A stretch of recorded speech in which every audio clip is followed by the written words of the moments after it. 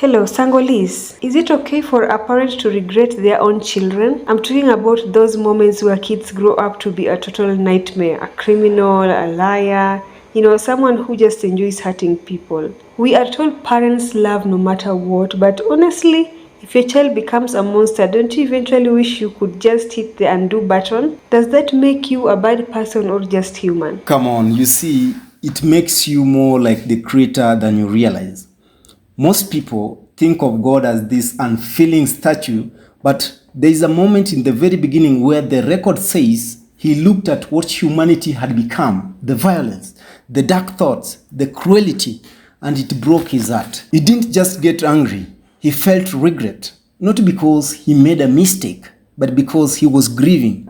You see, there's nothing new under the sun. That undo button you are talking about, that was the flood.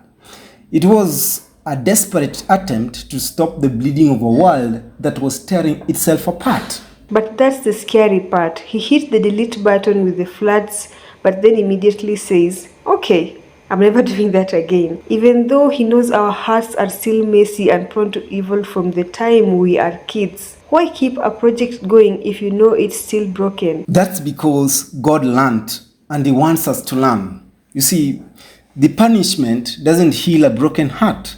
So that's where Jesus changes the whole game.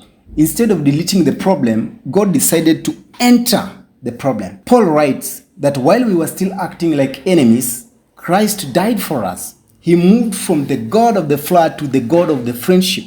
He stopped trying to wash the world from the outside and started trying to change us from the inside. The trick leaders use to keep people glued to them is often fear, but the tactic Jesus uses is unconditional presence.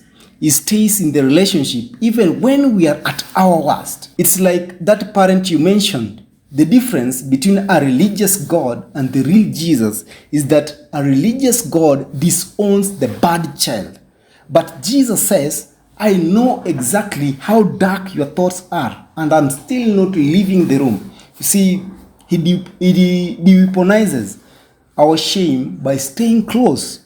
Okay, so God's regret wasn't a sign that He gave up on us. It was the moment He decided to love us at His own expense.